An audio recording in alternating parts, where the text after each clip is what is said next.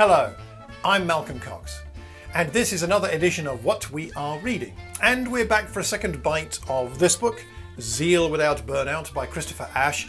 And now we're looking today at the chapter called Sacrifice is Not the Same as Burnout.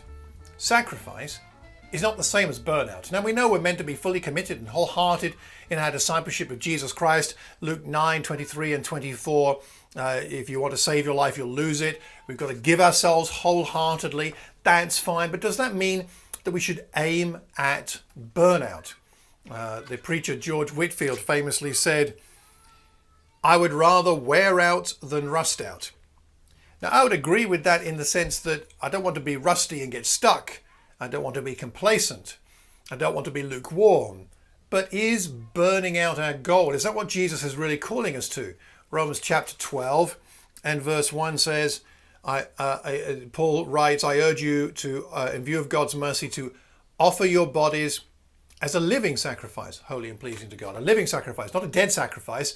If God chooses to take us, then that's something that happens. And in the Christian life, there are difficult times for people that damage them or even kill them. There are martyrs around the world, not only in the years in the past, but even in the present day. So sometimes our offering of ourselves as a living sacrifice will end in that. But those are factors outside our control, aren't they? The things that are within our control mean that we're meant to offer ourselves as a sacrifice, but not necessarily with the goal of burning out. How is that useful to anyone? We only become a burden to other people in that context. In the book, he uses a really interesting illustration of a firefighter. A firefighter goes into dangerous places and he has a team of people with him. And the idea of a firefighter is not to be the hero, but to be part of the team that rescues people or the building or the situation. And if he endangers himself trying to be the hero, he actually endangers many other people. And that's true also in Christian service. We might burn out for God as some kind of heroic fantasy idea, but it has an effect on our loved ones, our wife, our husband, our children, our family, our friends, and in fact the church. And we're causing more work and effort for other people, and that work that they're doing is now taken away from the proclamation of the gospel, all because of our own burnout. Is that aiming at burnout selfishness? In fact, is it an attempt to find meaningfulness rather than finding our meaningfulness in God himself, our identity and our security in him, rather than in our role or how much hard work we're doing for God? This is not an excuse for laziness, but then again, neither is it a call to being selfish in the way that we burn out for God. We need to think about these things. Sustainable sacrifice is the phrase he uses. Perhaps that's our goal. Sacrifice, yes, but sustainable.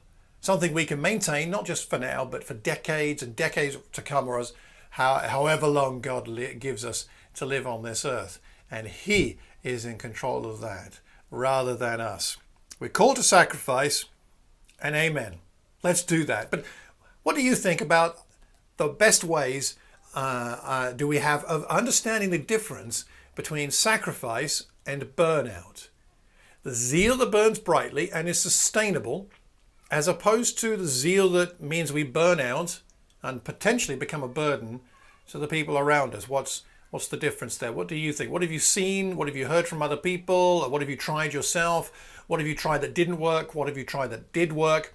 It would be wonderful to share that with all the people watching and listening to these. So let me know. You can email me, mccx@mac.com, or you can leave a message anywhere you hear or see this recording. So please let us know what your tips are on how to be zealous without burning out. Until the next time, I hope you have a terrific day and a wonderful week. God bless.